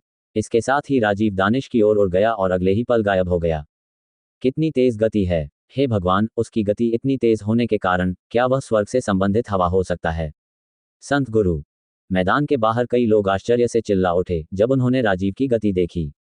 यहां तक कि दानिश भी गंभीर हो गया जब उसने राजीव को भागते हुए देखा। जैसे ही वह करीब आया, दानिश ने तुरंत जोर से चिल्लाते हुए अपना रेडियंट सेंट हथियार राजीव की छाती की ओर बढ़ाया। हालांकि वह केवल उस खाली जगह को काटने में सफल रहे जहां राजीव की दर्पण छवि थी। बकवास। दानिश ने इस बुरी घटना पर आश्चर्य व्यक्त किया। एक क्षण की भी प्रतिक्रिया के बिना अचानक पीछे से एक सियान रंग की तलवार उसकी छाती में घुसने से तेज दर्द महसूस हुआ। दानिश गुस्से में चिल्लाया और आगे बढ़ा ताकि तलवार उसके शरीर से बाहर निकाली जा सके। अगले ही क्षण घाव का उपचार करने के लिए रेडिएंट सेंट फोर्स की एक बड़ी मात्रा उसके शरीर में प्रवाहित हुई। यद्यपि उसकी छाती पर घाव घातक नहीं था, फिर भी यह गंभीर चोट थी जो उसकी लड़ने की क्षमता पर असर डालती। बेटे, तुमने मुझे सचमुच गुस्सा दिला दिया है।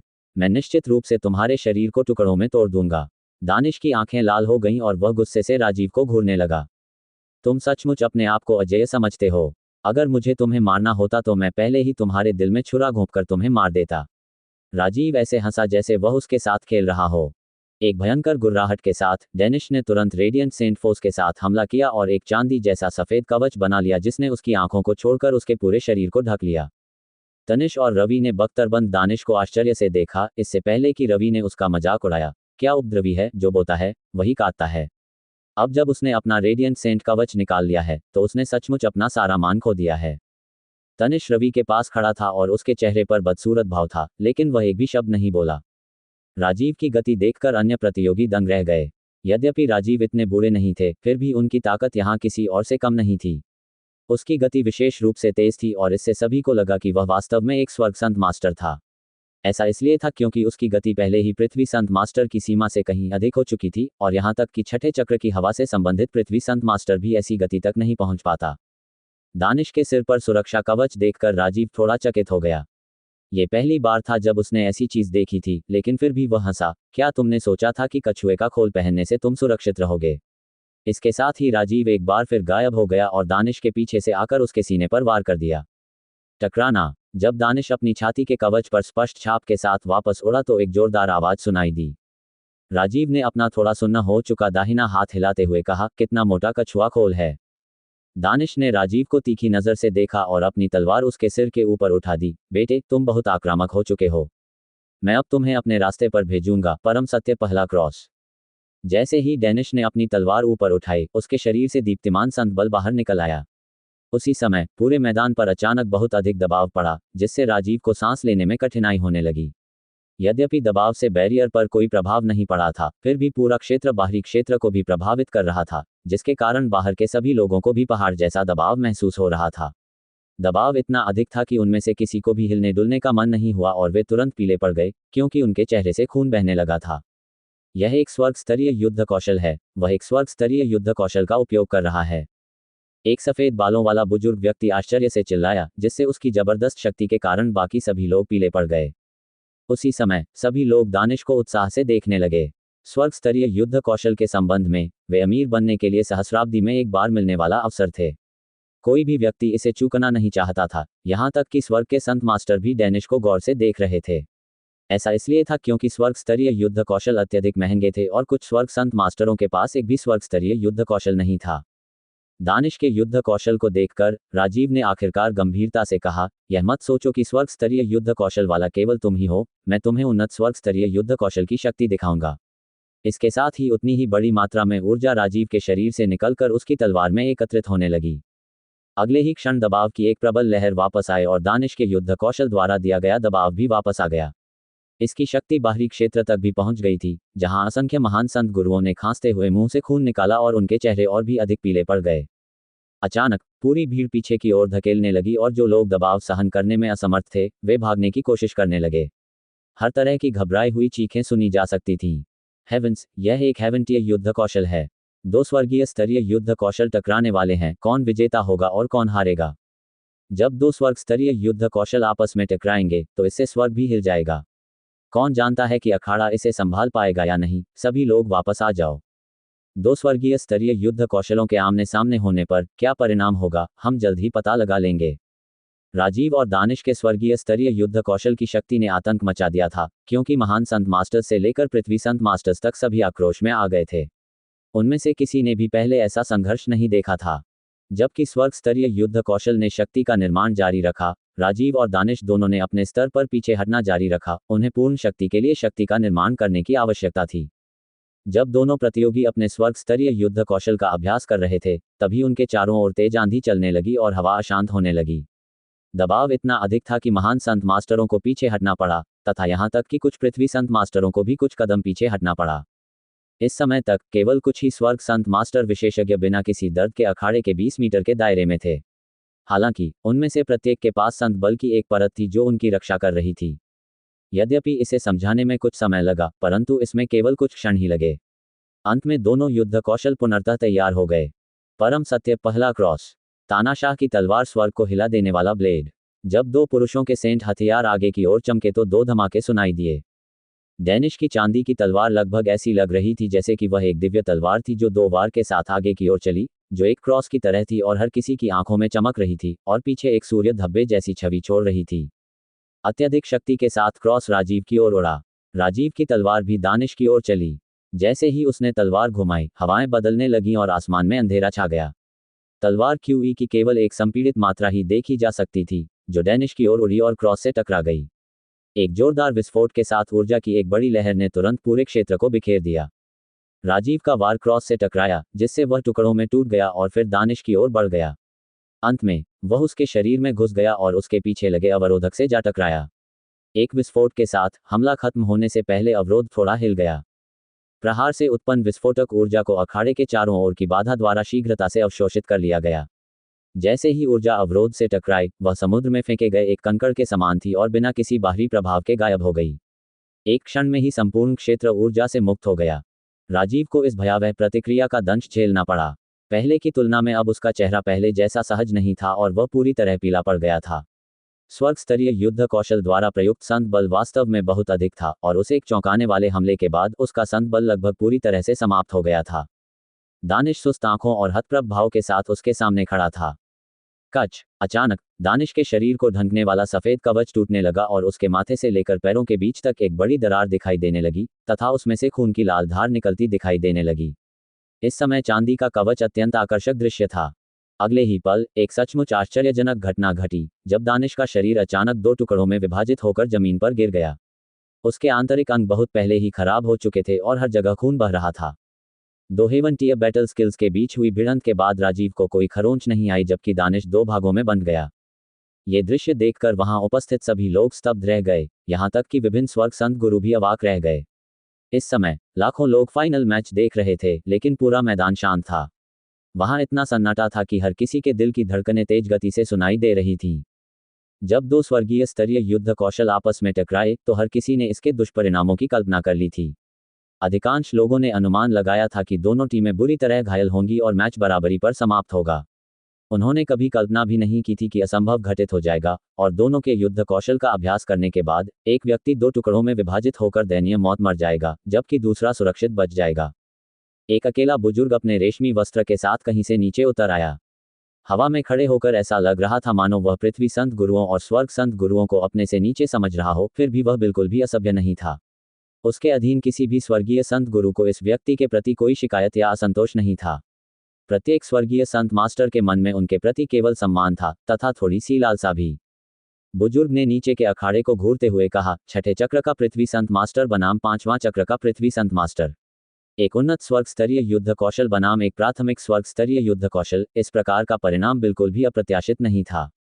यद्यपि बुजुर्ग बहुत ऊंची आवाज में नहीं बोल रहे थे, फिर भी उनकी आवाज पूरे मैदान में ऊंची और स्पष्ट सुनी जा सकती थी। तत्काल ही पूरी भीड़ में शोर मच गया और वे राजीव को ईर्ष्या, प्रशंसा और जलन के मिश्रित भाव से देखने लगे। एक advance tier heaven tier battle skill उसके पास उनमें से एक था।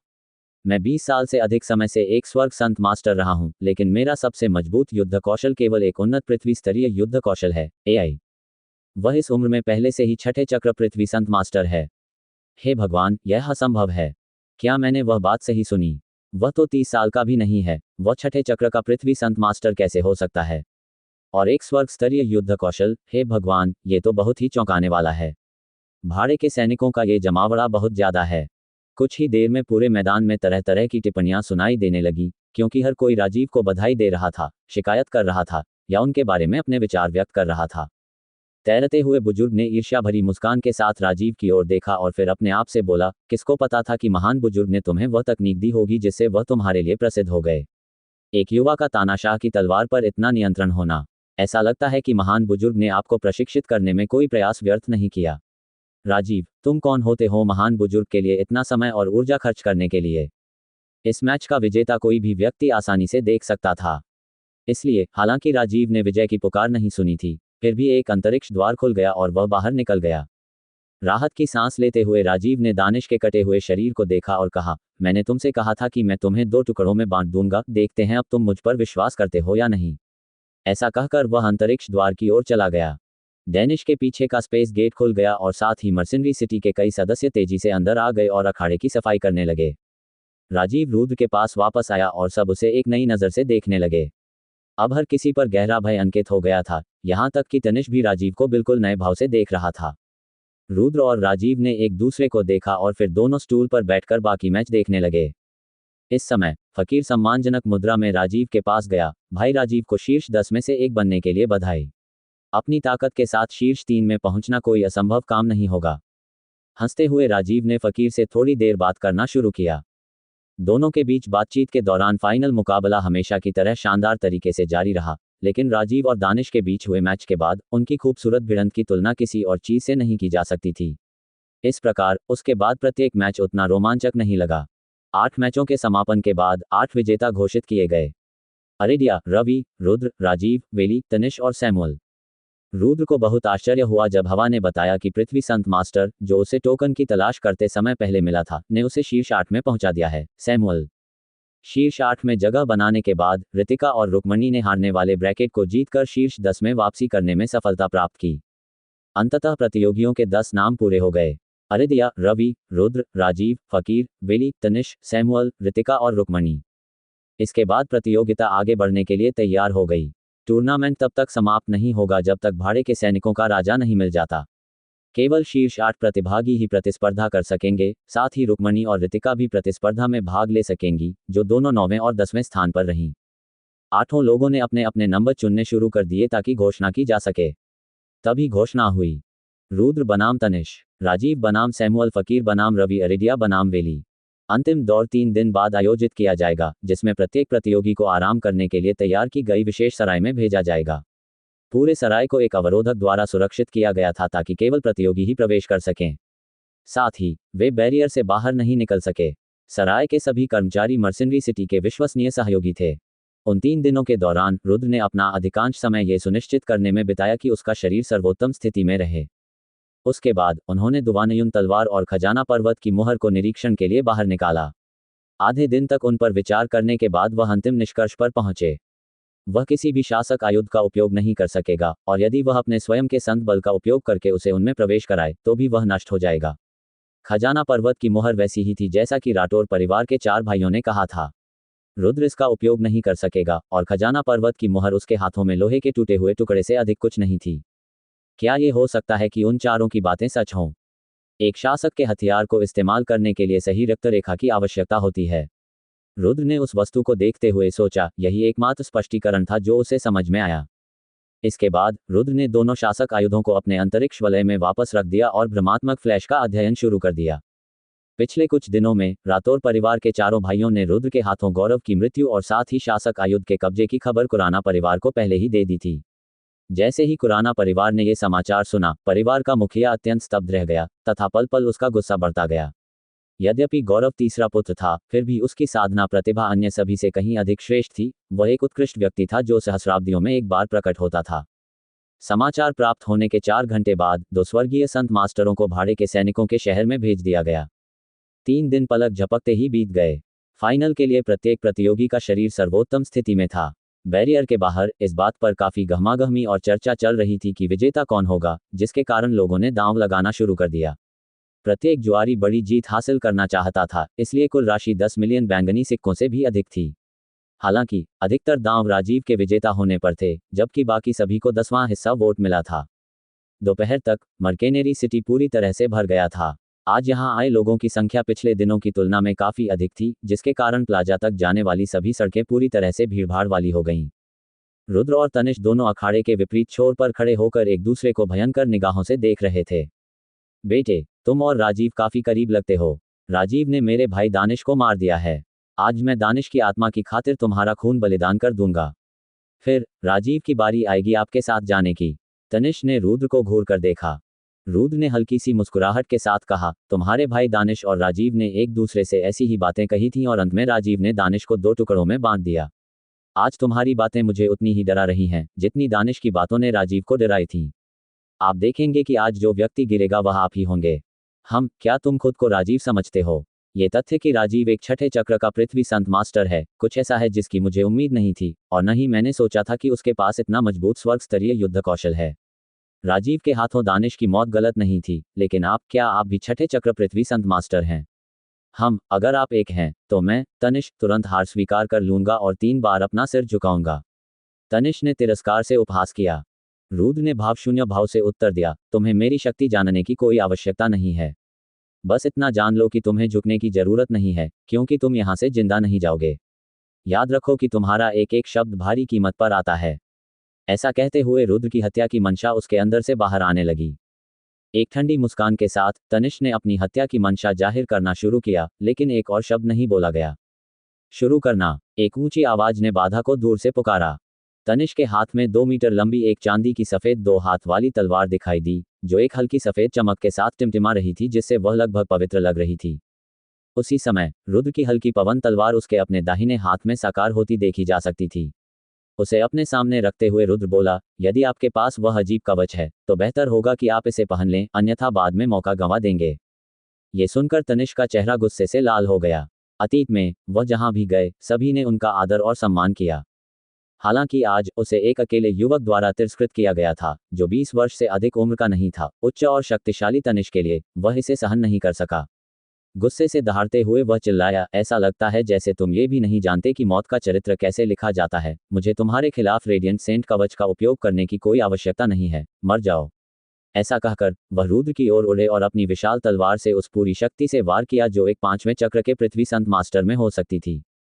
तनिष की ताकत राजीव के बराबर हो सकती है, भले ही वह छठे चक्र का पृथ्वी संत मास्टर हो। रुद्र ने ठंडी निगाहों से तनिष को देखा, क्योंकि उसकी हल्की पवन तलवार पर एक नीला और बैंगनी प्रकाश प्रकट हुआ, जिससे ब्लेड पर चांदी की रोशनी तेज हो गई। जिस क्षण फकीर और रुक्मणी ने प्रकाश देखा, उनकी नजर तुरंत रुद्र की तलवार पर पड़ी। सटीकता से कहें तो प्रकाश पवन तलवार पर प्रकाश काफी आकर्षक था, और वे ये याद किए बिना नहीं रह सके कि अमर की गुफा में क्या हुआ था। रुद्र ने उसी प्रकाश से गौरव और ईशान की दीवार को आसानी से तोड़ दिया था। अभी अचानक उन्हें याद आया कि रुद्र उन्हीं लाइटों का उपयोग कर रहा था। नीला और बैंगनी तलवार क्यूई अब काफी कमजोर थी, लेकिन लाइट विंड तलवार से चांदी की चमक के कारण नीला और बैंगनी तलवार क्यूई काफी ध्यान देने योग्य और आंखों को लुभाने वाली थी। तनिष ने अचानक नीले और बैंगनी रंग की तलवार क्यूई को देखा, लेकिन इसका जो भी उद्देश्य था उसने इस पर ध्यान नहीं दिया। इसके बजाय उसने रुद्र की कमर पर वार करना जारी रखा। उसी समय रुद्र ने कार्रवाई की और साथ ही लाइट विंड तलवार ने तनिष की अपनी तलवार से हिंसक दुर्घटना के साथ टक्कर ली। टकराना, 2 संत हथियारों से एक भयंकर विस्फोट हुआ, लेकिन क्योंकि तनिष का संत हथियार रुद्र की तुलना में बहुत अधिक शक्तिशाली था, इसलिए लाइट विंड तलवार पर तलवार क्यूई अधिकांश भाग के लिए बिखर गई थी।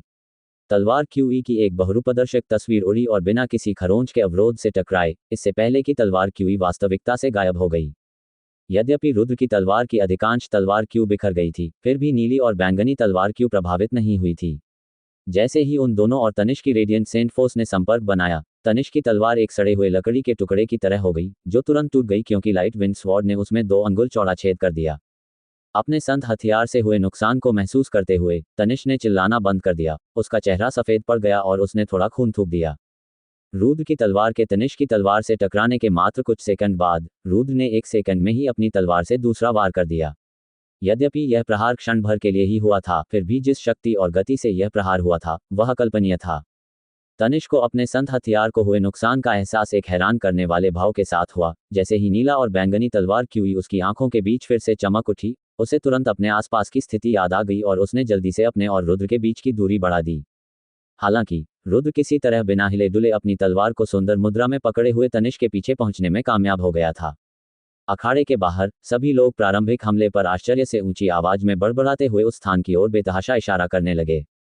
आपको क्या लगता है कौन जीतेगा? बेशक ये तनिष होगा। ये निश्चित रूप से तनिष है। मैंने सुना है कि वह और दानिश बेहद करीब हैं। यहाँ तक कि दानिश 5वें चक्र का पृथ्वी संत मास्टर था। तनिष की ताकत निश्चित रूप से उतनी ही मजबूत है, लेकिन मुझे यकीन नहीं है कि उसके पास स्वर्ग स्तरीय युद्ध कौशल है या नहीं।